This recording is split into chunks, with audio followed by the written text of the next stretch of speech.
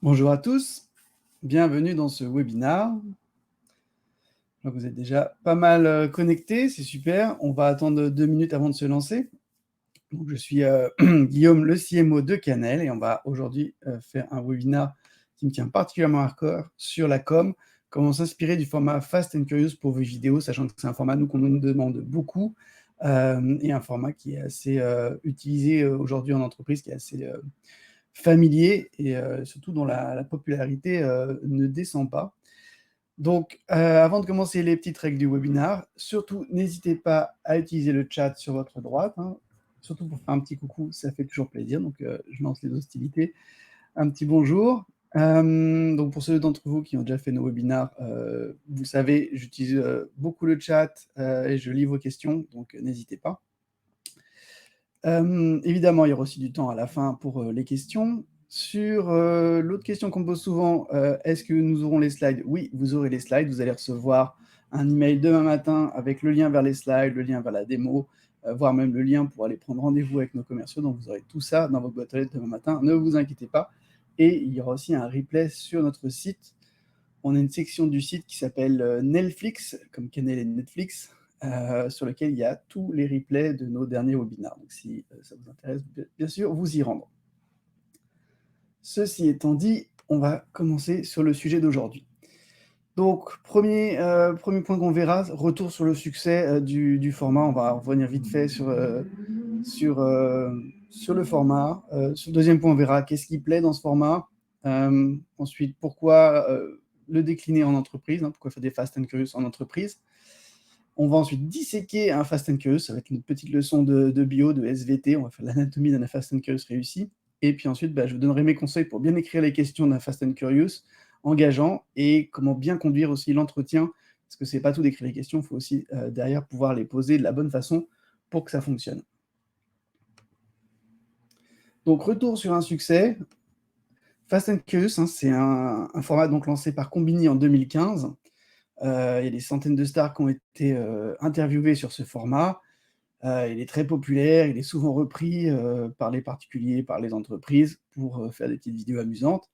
Et il y a des épisodes qui ont plus de 2,5 millions de vues et qui fonctionnent très bien. Je pense notamment à celui avec Jean Dujardin, où il y a aussi celui avec Adèle, qui ont eu beaucoup de succès. Alors, on va quand même regarder un petit extrait d'un Fast and Curious pour voir de quoi on parle, et après, on continue de discuter. Donc, je vais vous lancer ça tout de suite. Donc, normalement, quand je lance une vidéo, elle va se lancer dans la même fenêtre, si c'est une vidéo YouTube. Si vous avez un problème, n'hésitez pas à me le signaler dans le chat. Alors, je suis juste en train de chercher la bonne vidéo pour la lancer. Voilà, c'est parti. Ah, mais là, vous me faites des ennemis. Réalité, parce que la réalité est bien plus sympa que la fiction. Danseuse. Cinéma français. Takoyaki. Improviser. J'ai plus d'imagination, donc je pense qu'en improvisant, j'arrive au meilleur résultat. Chat. Vu que j'ai un nouveau-né, c'est lève tôt, mais je préférais que c'est couche tard. Champagne. Waouh, ça c'est compliqué. Nolan. J'ai pas le choix, c'est la quarantaine. Voilà, donc j'arrête la vidéo ici. Vous connaissez du coup le principe, on l'a revu un petit peu ensemble. Il y a ce passage que j'aime bien dans cette vidéo où on lui pose une question toute simple et elle répond sur le fait notamment qu'elle vient juste d'avoir un enfant qui préférait qu'il se réveille un peu plus tard. Et je trouve ce moment, il est assez mignon et il est assez révélateur de ce qu'on peut faire justement avec ce format où on peut aller aussi chercher de la confidence avec des questions toutes simples. Alors, je remets mes slides. Voilà. Donc, ce format, je le vois vraiment souvent émulé en entreprise, hein, souvent repris. J'en ai vu pas mal de déclinaisons. J'ai vu des gens qui essayaient de faire des fast and curious avec 5, 6, 8 personnes. J'en ai vu d'autres qui ont essayé de passer des sujets très sérieux en fast and curious. Alors du coup, les questions, elles sont très longues, donc ça marche beaucoup moins bien. Donc, c'est pour ça que je me suis dit, faisons un petit webinaire sur le sujet. C'est la deuxième fois que je fais ce webinaire, d'ailleurs, pour revoir les fondamentaux et voir ce qui fonctionne bien, ce qu'il va vraiment falloir reprendre dans vos formats si vous voulez faire ce genre de petits formats courts avec des cartons à 2 questions pour que ça fonctionne bien pour vous. Donc, qu'est-ce qui plaît dans ce format? Tout d'abord, je pense que c'est un format qui est sans phare, qui est authentique, il est très simple. Ça repose sur un truc tout bête qui est on va essayer de surprendre l'interviewé et de solliciter des réponses qui soient vraiment spontanées. Donc on va pas lui partager les questions avant ou ce genre de choses-là. Il y a souvent soit un hook, soit un bêtisier. Donc le hook, c'est cette petite vidéo qu'on trouve en tout début, avant même le générique, où il y a une petite confidence, où il y a eu un mot, ou un fou rire, une partie amusante et donc on essaie de la placer au début pour que quelqu'un qui regarde sur les réseaux sociaux, ait envie de regarder le reste de la vidéo et de retrouver cet extrait dans son contexte un peu plus tard. Et dernier point, il y a avec ce format très simple où, on interroge les gens, soit sur un fond de couleur, soit, dans leur, suite d'hôtel, tout bêtement, il y a un côté un peu backstage, making of que je trouve, dans l'air du temps, hein. On a, ces demandes, on voit qu'il y a pas mal de recherches sur les réseaux sociaux avec le hashtag BTS, behind the scene et donc ça, c'est un format qui fonctionne bien aussi. Et donc au final, il est hyper bien pensé pour les réseaux sociaux parce qu'on est sur des vidéos qui sont simples, pas grand chose à comprendre. Alors c'est un peu intense, le montage est punchy, mais c'est court, c'est rapide, donc ça fonctionne bien de ce point de vue-là.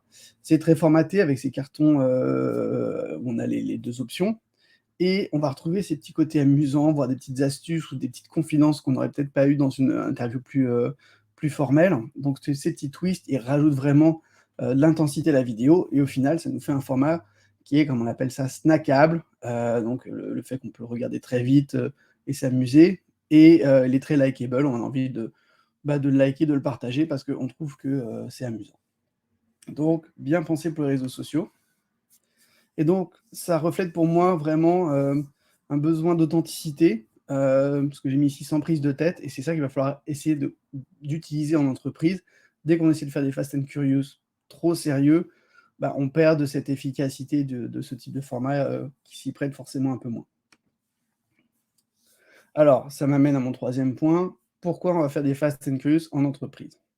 Et j'ai envie de dire, là, j'ai rien inventé, tout simplement parce qu'il y a déjà des dizaines d'entreprises ou des centaines d'entreprises qui ont repris ces formats sous différentes déclinaisons. Et donc le premier point moteur pour moi, c'est un besoin de plus de vidéos. On sait que si on veut faire de la com interne, bah, il va falloir utiliser la vidéo sur notre réseau social d'entreprise ou si on veut faire de la communication en marque employeur, bah, il va falloir qu'on sache animer nos réseaux sociaux, de façon assez régulière et donc ce type de format, permet de créer de la vidéo assez rapidement parce qu'il n'y a pas besoin de grand chose, hein. On pose son trépied, sa petite, caméra ou son smartphone, on met un micro et on tourne. Donc ça, pas besoin de grosses ressources. On va répondre à une recherche d'authenticité, donc on va être dans un format qui est assez vrai, on va poser des questions un petit peu brutes et on va voir les gens dans leur jus et donc ça fonctionne extrêmement bien, que ce soit sur, de la communication externe, de la marque employeur, de la com interne, même du commercial en soi.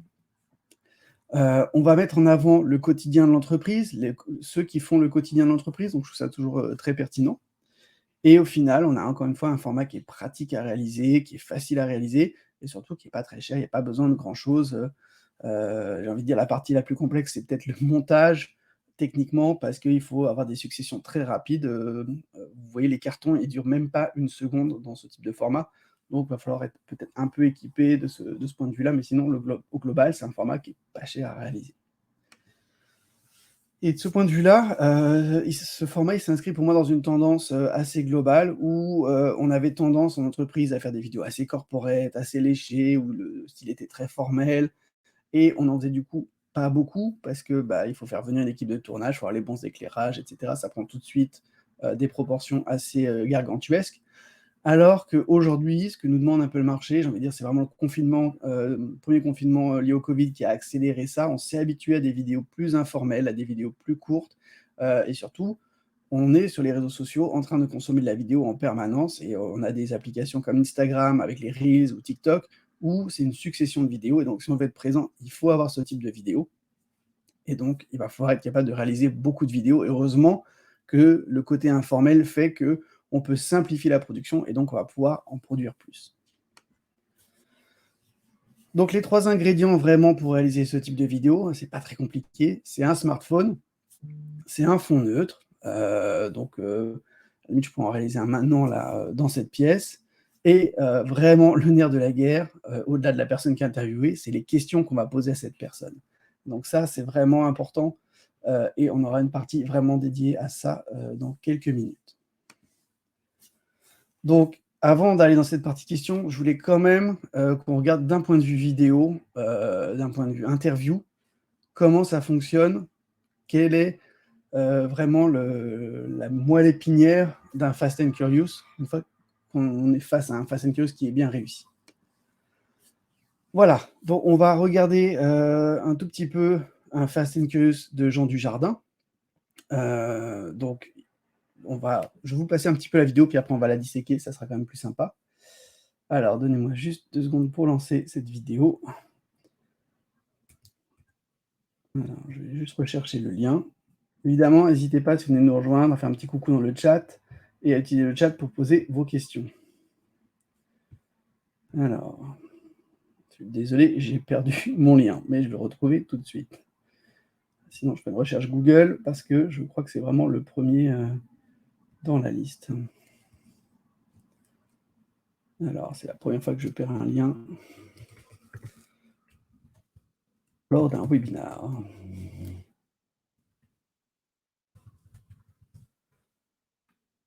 Alors, c'est parti, on va prendre le lien ici. Je me donnais 2 secondes. Voilà. Désolé pour la petite interruption. Si vous payez plus de oula, j'ai une pub qui se lance, désolé. Du YouTube. Alors, c'est parti.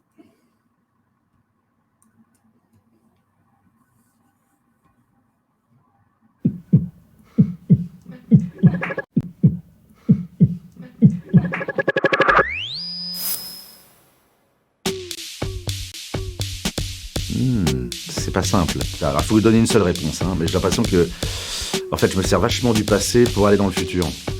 Je fais une boucle. Film. Internet. Paris. Petite affection sur la moustache quand même, hein. Je peux y retourner là. Ah, je pourrais peut-être y aller. Me faire une Rochefort. Je l'ai bien aimé. Voilà, j'arrête Jean Dujardin pour regarder toute l'interview et bien s'amuser, évidemment. Certainement plus amusant qu'un webinaire sur les Fast and Curious, mais je ne suis pas Jean Dujardin. Donc... Alors, qu'est-ce que j'ai fait? J'ai relancé la vidéo. Oups. Je reviens. Voilà, les slides. Alors, donc on va voir 4 éléments pour moi qui sont assez importants dans la constitution d'une vidéo, et donc en particulier celle-ci. Le format, le montage, la partie habillage visuel et graphique, et la partie contenu.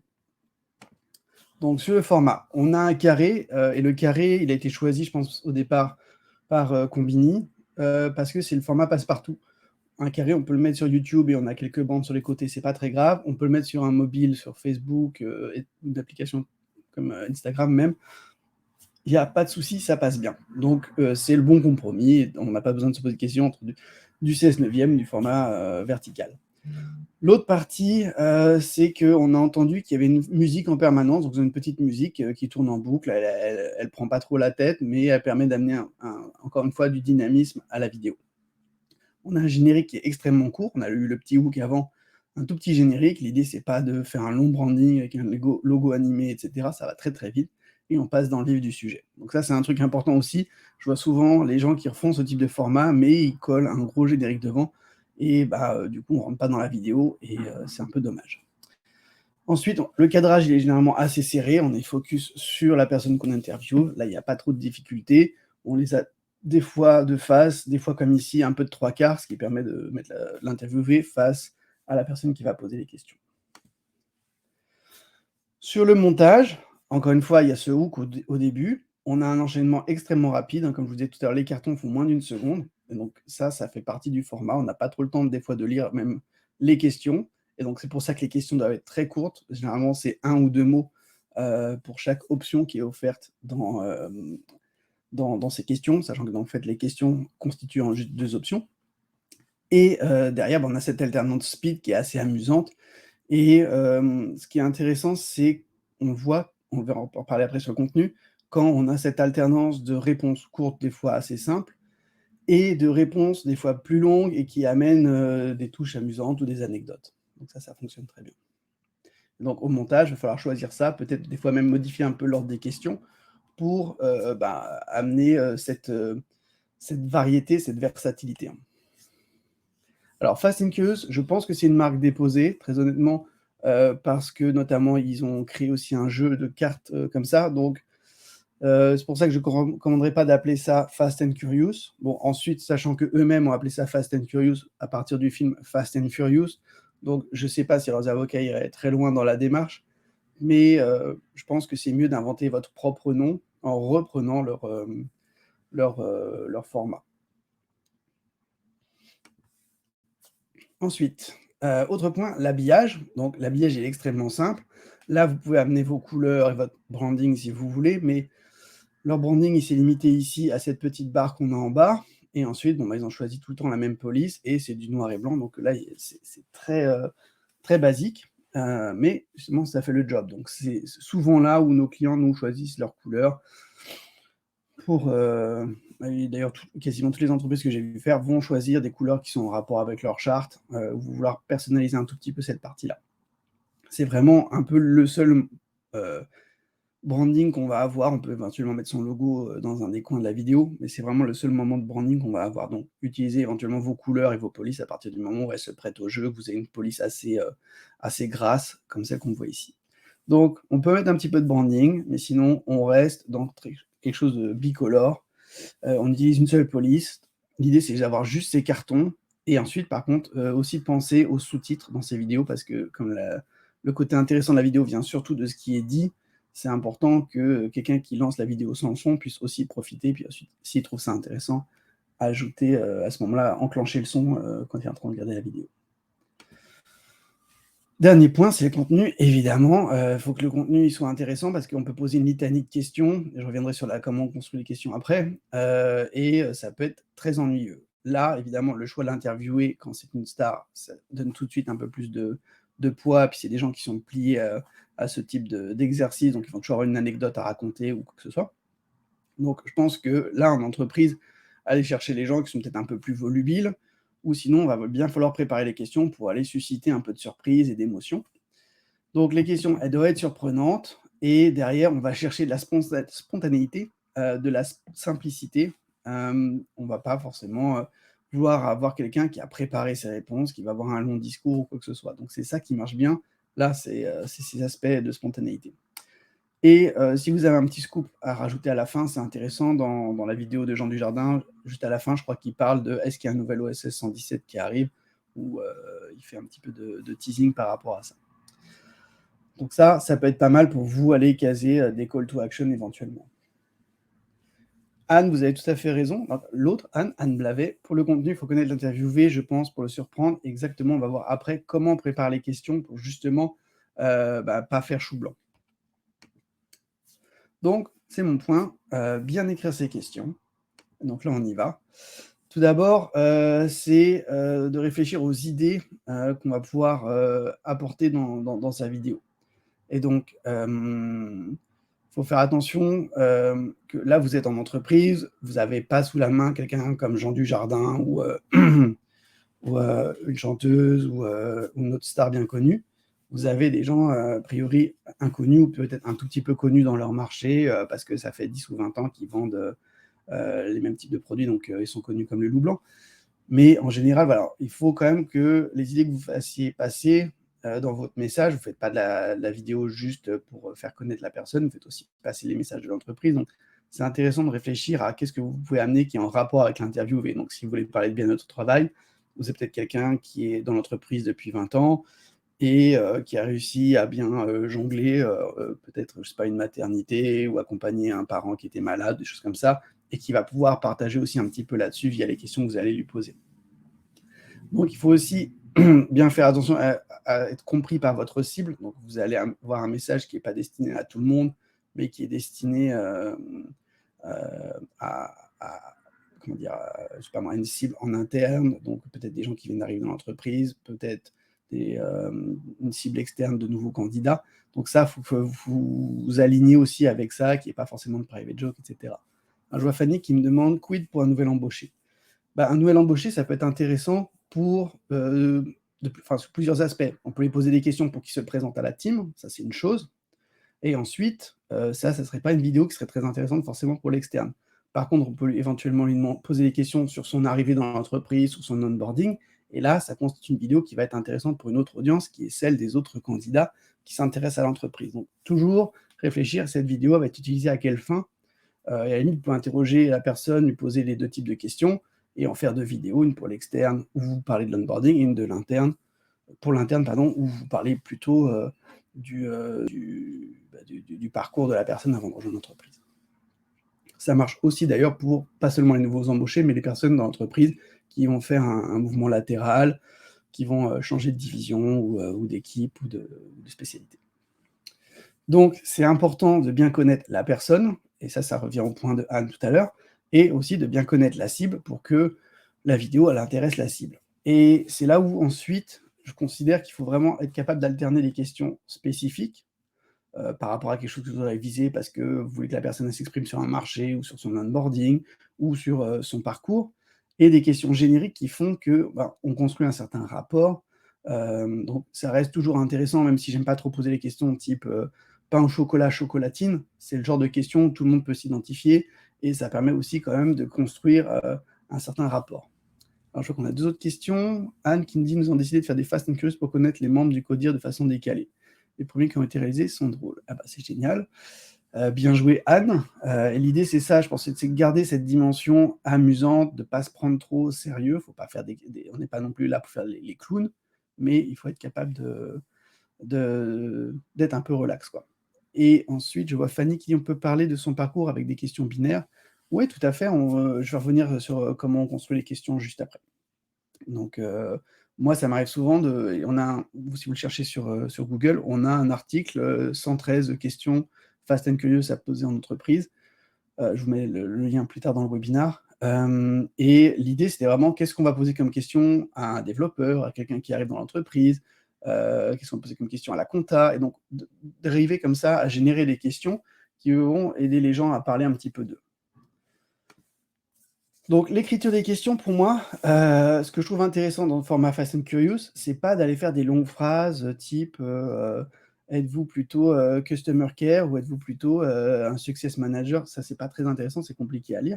On va me dire, customer care ou success manager, c'est déjà beaucoup plus lisible. Mais ce qui est important derrière, pour moi, c'est d'aller un peu plus loin et d'aller faire des associations décalées. Ce que je veux dire par association décalée, je reprends, ce que je vous disais sur la compta, et ben, j'ai fait une question dans notre liste de questions qui est cash flow ou big flow. Ça n'a rien à voir, cash flow, c'est vraiment un outil de compta, et big flow, bah, c'est un rappeur. Moi, j'ai connu des gens à la compta qui aimaient bien le rap, donc ça serait une question qui fonctionnerait très bien, parce que l'association, elle est décalée. On va pas proposer 2 choses business, on va poser un truc business, puis un truc un peu décalé. On va proposer aussi des choix impossibles. C'est un peu les choix de type, quel parent tu préfères, papa ou maman? Donc on va pas poser la question comme ça, bien sûr, mais on va essayer de poser ces choix un peu cornéliens parce que c'est ça qui amène des réponses amusantes derrière. On l'a vu tout à l'heure dans la vidéo avec Diane Kruger. Elle avait un moment une question un peu cornélienne entre 2 réalisateurs, elle savait pas choisir, elle avait pas envie de choisir entre les 2, donc ça amène des choses amusantes. Alors par contre, il faut faire attention de pas apporter que des questions comme ça, sinon les gens ils font les 2, les 2, les 2, et là votre vidéo elle est morte. Ensuite, jouer sur les rimes. Pourquoi je dis cash flow et big flow? Ça termine en flow. C'est complètement opposé à la notion de cash flow très sérieux et big flow qui est un rappeur. Je trouve ça toujours amusant, ce genre d'associations décalées et qui sont unies par la rime. Donc, par exemple, pour les développeurs, j'ai fait SQL, qui est un langage de développement, ou Varicel. Ça n'a rien à voir, et évidemment, personne ne va choisir Varicel, qui est une maladie qui gratte. Mais on va faire sourire la personne au moment où on lui pose la question, et ça fonctionne bien. Donc ça, c'est les questions qui vont surprendre et qui fonctionnent parce qu'on utilise la rime. Ça, je trouve ça assez bien. Et ensuite, on peut utiliser aussi un peu l'homonymie ou des choses comme ça. Évidemment, peu de mots, comme je vous le disais. Ça va être Customer Success ou Success Manager, mais ça va pas être, un truc plus long que ça, parce que là, on est déjà au max de ce qu'on peut faire dans ce format.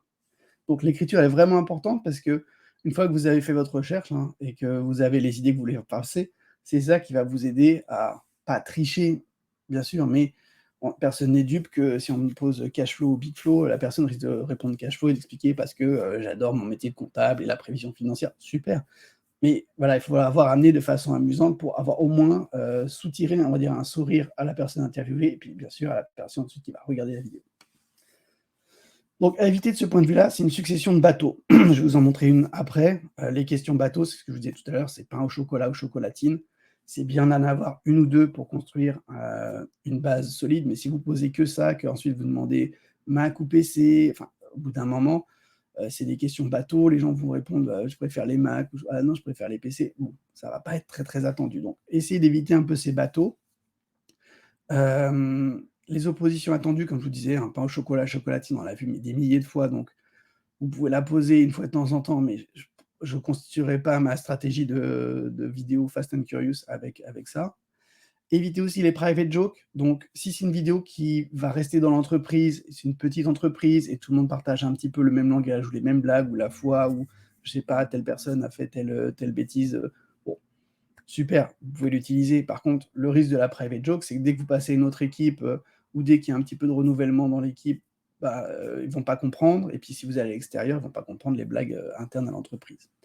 Et aussi éviter tout ce qui peut gêner. On va pas aller poser des questions, on n'est pas Freud, on n'est pas en train de faire une psychanalyse de la personne. Donc ce que mes enfants appellent, cringe en anglais, hein, la partie où c'est un petit peu les questions, qui grincent là, on va éviter, on va aller poser des questions, encore une fois, détente et relax. On essaye d'avoir de la surprise, mais sans gêner ni la personne qui pose la question, ni la personne à qui la question est posée, et encore moins la personne qui va aller regarder la vidéo.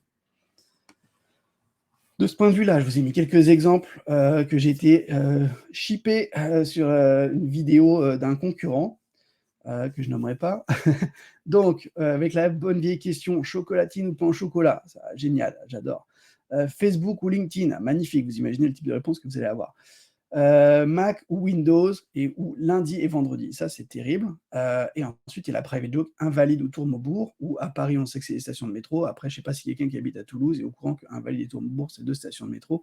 Et je ne vois pas trop ce que la réponse va nous apporter. Donc là, je vous ai mis un florilège de, on va dire, ne le faites pas s'il vous plaît.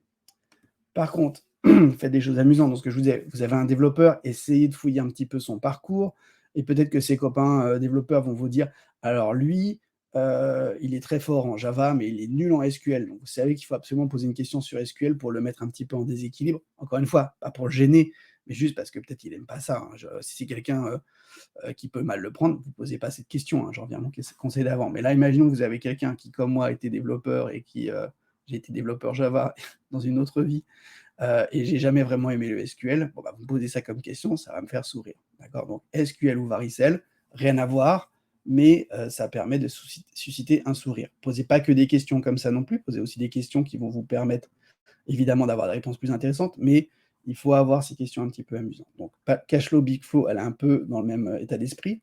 Après, un CEO, c'est toujours compliqué, donc bravo aussi pour Anne tout à l'heure qui nous disait qu'elle avait fait des Fast and Curious avec son Codir. C'est pas toujours facile d'aller interviewer les gens du Codir sans les mettre non plus complètement en déséquilibre. Donc là, une question que j'avais inventée sur ce sujet-là, c'était chef scout ou chef étoilé, où la notion de chef et chef qui se répète va donner un lien entre les deux.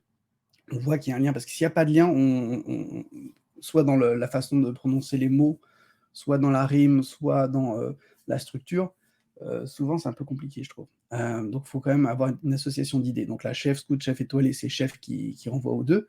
Et ensuite, le chef scout, on lui prête dans le vernaculaire populaire, on lui prête certaines dimensions, certaines qualités, et puis certains travers. Et puis le chef étoilé, idem. Donc je trouve ça intéressant. On peut poser cette question à un CEO, il y a la notion de chef, donc on le met dans son rôle de chef, de leader, et on lui dit, voilà, est-ce qu'il est plutôt chef scout à organiser les choses ou chef étoilé à aller vers la vision, la perfection, et il peut bien sûr vous choisir les deux, mais il va être obligé de vous raconter quelque chose là-dessus. Donc ça, c'est intéressant dans vos questions. Et puis après, c'est encore mieux si vous savez que votre CEO, dans sa jeunesse, il a fait du scoutisme, là, vous pouvez y aller, c'est assez amusant. Voilà, l'autre question qui est à gauche, vidéo rodéo, elle fonctionne, par exemple pour les gens dans la com, moi j'aime bien la poser parce que, quand on fait de la vidéo, on sait que c'est pas toujours facile, donc c'est un peu compliqué, donc il y a ce côté rodéo, où des fois on peut se faire un petit peu malmener, quand on fait de la vidéo, quand on fait de la com. Donc je trouvais ça amusant aussi de poser cette question-là.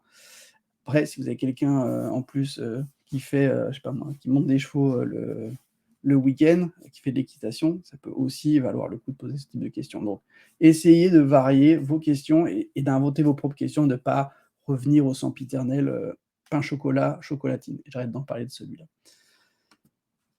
Donc, de ce point de vue-là, c'est intéressant vraiment, et je reviens aux questions qu'on a posées tout à l'heure, de penser à la co-création. Allez chercher les gens de l'équipe qui vont vous permettre de trouver les petites choses sympas à savoir sur la personne. Typiquement, c'est toujours lui qui va finir mon assiette à la cantine. Ça, c'est un truc marrant, on va pouvoir le reprendre. Alors, je ne sais pas si ça se fait encore de finir l'assiette des gens à la cantine avec nos restrictions sanitaires, mais bon, on a tous connu quelqu'un comme ça dans nos carrières, au moins au collège. Ensuite, donc au-delà de la co-création, donc c'est essayer de faire du bottom-up, c'est-à-dire on va faire une interview sur telle personne, connectez-vous avec les gens de l'équipe ou les gens qui ont été dans des équipes avec cette personne-là par le passé, et essayer de remonter un petit peu de l'information. Qu'est-ce qui serait intéressant d'aller lui demander? Et vraiment jouer l'authenticité. Donc, quand vous préparez vos questions, vous pouvez poser les questions préliminaires à la personne pour découvrir qui elle est, mais essayez de garder l'authenticité au moment où vous posez la question pendant la vidéo, pour ne pas vous retrouver avec une réponse déjà préparée et surtout perdre l'élément de surprise, qui est toujours amusant de le lire sur le visage dans ces vidéos Fast and Curious. Donc quelques petites ressources dont je vous parlais, 113 idées de questions Fast and Curious à poser en entreprise. Pourquoi 113? Parce qu'on s'est arrêté à 113, j'ai envie de dire. Vous verrez, il y en a un petit peu pour tout le monde. Et on a aussi un petit jeu, je vous ai mis le lien, donc vous pourrez aller cliquer dessus quand vous aurez les slides. On a un petit jeu de cartes physiques qu'on donne et on la reproduit en digital. Donc vous allez cliquer sur le site et puis vous allez avoir des questions qui vont une carte qui va se retourner avec des questions qui vont se générer aléatoirement. Enfin, la liste de questions est finie, mais vous allez avoir une question aléatoire. Donc par exemple, les pieds sur terre, la tête dans les étoiles, ça fonctionne bien, siesta, fiesta, etc. On reprend les questions qui viennent de cet article. Donc ça, c'est une petite ressource. D'ailleurs, je précise aussi que même si on ne fait pas que de la vidéo Fast and Curious, ça peut être sympa d'avoir ça pour... nous, on l'utilise aussi pour, comme icebreaker pour casser la glace et amorcer un petit peu les interviews sous un angle un peu décalé pour relaxer la personne qui est interviewée. Alors, on en vient à bien conduire l'entretien. Donc, on a préparé ces questions. Reste encore à les poser correctement. Donc, on pourrait retourner des cartes comme nous on le fait. On a des cartes imprimées, on peut le faire comme ça. Ça fonctionne. Au moins, la personne le lit. Il y a un côté surprenant et on n'a pas besoin de poser la question. Mais on va voir comment bien conduire cet entretien. Alors, premièrement, c'est se focaliser sur la personne qui est interviewée. Okay, c'est elle qui va être le focus de la vidéo. Donc, ce n'est pas à nous, en tant que com, d'être là à faire les malins ou quoi que ce soit. On va se focaliser sur cette personne-là. Alors, Éléonore, peut-on garder le nom Fast and Curious pour nos vidéos internes ou mieux vaut-il innover et trouver un autre nom? Comme je le disais tout à l'heure, je pense que de ce point de vue-là, mieux vaut pas reprendre Fast and Curious, qui est quand même, à mon avis, une marque déposée. Donc, je pense que c'est bien d'inventer un autre nom. Donc, nous, par exemple, on a appelé ça le Cannel Curious, parce que on aime bien les mots qui commencent par un son que, et on met un K, donc on appelle ça Cannel Curious avec un K Curious. Donc, on a vu plein de nos clients qui ont inventé leur propre nom. Il y en a qui ont appelé ça du tac au tac ou des choses comme ça. Alors, ensuite, mettre la personne à l'aise, ça c'est vraiment important parce que vous lui demandez d'être naturelle, etc. Donc, si elle est un peu figée, c'est compliqué. De ce point de vue-là, s'il y a 2-3 questions au départ où la personne elle est encore un peu figée, vous utilisez 2-3 premières questions comme un icebreaker et après, une fois qu'elle est relaxe, vous aurez des réponses plus relaxes. Et puis, vous faites sauter au montage les questions où elle est peut-être un petit peu plus figée. Donc, mon conseil d'habitude sur une interview, c'est de donner les questions à la personne pour qu'elle se prépare un petit peu. Là, au contraire, j'ai envie de dire, gardez les questions secrètes, parce que c'est comme ça que vous générez le maximum de surprises. Sauf que vous avez un message précis à faire passer, vous gardez quelques questions surprises pour jouer le jeu du Fast and Curious, et puis après, vous avez des questions un peu plus établies, avec des réponses où vous pourrez faire passer un certain message, parce qu'on est quand même là pour communiquer quelque chose, on n'est pas juste là pour faire des vidéos amusantes non plus. Donc, si la personne a une petite gêne, comme n'importe quelle interview, moi, je préfère offrir de retourner, voire de dire, bon, bah, celle-là, on la mettra pas au montage, pour pas que la personne ensuite soit sur ses gardes. Et puis, si besoin, donc comme ça, de proposer de couper des scènes si on trouve qu'elles sont pas très bien. C'est toujours bien d'avoir un petit peu de questions en plus pour que la vidéo elle reste dans les durées que vous aurez fixées pour votre format, mais que vous ayez la liberté de couper ce qui vous gênerait vous, parce que vous trouvez que la réponse n'est pas très intéressante. Bon, bah, cette question-là, j'ai un peu fait, j'ai fait chou blanc, donc bon, bah, tant pis, je retire la réponse, c'est pas très drôle. La personne m'a répondu les deux, bon, hop, je retire. Et puis pareil, si la personne dit ouh là, j'ai cette réponse-là, bof, est-ce que tu peux la retirer? Évidemment, vous la retirez. Qu'est-ce qu'on ne fait pas? Alors, on ne prend pas plus de 2 personnes. J'ai vu des formats d'entreprise, comme je vous disais tout à l'heure, où il y a 2 personnes, il y a 6 personnes, il y a 10 personnes.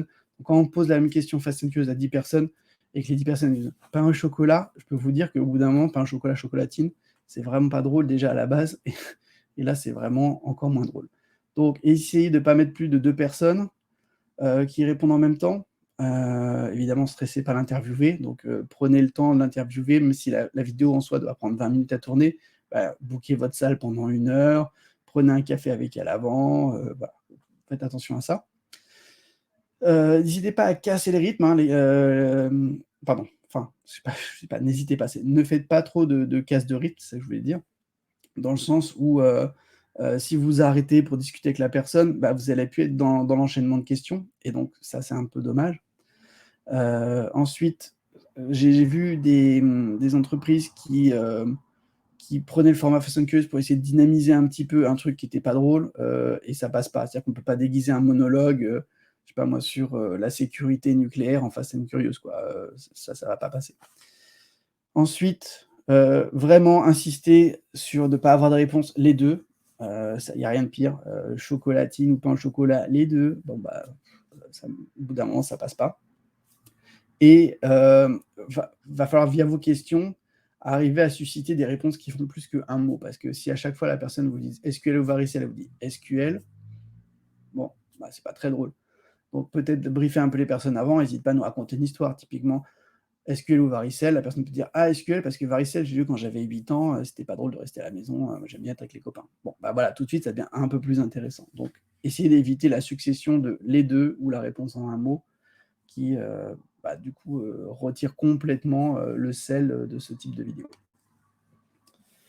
Quelques rappels pour le tournage de la vidéo. Cadré serré, encore une fois, hein, l'idée c'est que vous voulez que la personne soit assez proche. Pensez aussi à avoir un petit micro d'ailleurs, pour que le son soit nickel. Pensez au cadre, que ce soit pas trop le fouillis derrière, que ça vienne pas vous distraire. On voit que le focus doit vraiment être sur la personne dans cette vidéo, donc évitez d'être avec un bureau, il y a plein de gens qui passent derrière, ça distrait, ça va distraire peut-être même l'interviewé. Et un éclairage simple et franc, hein, vous mettez 2 petites lampes en face et c'est réglé.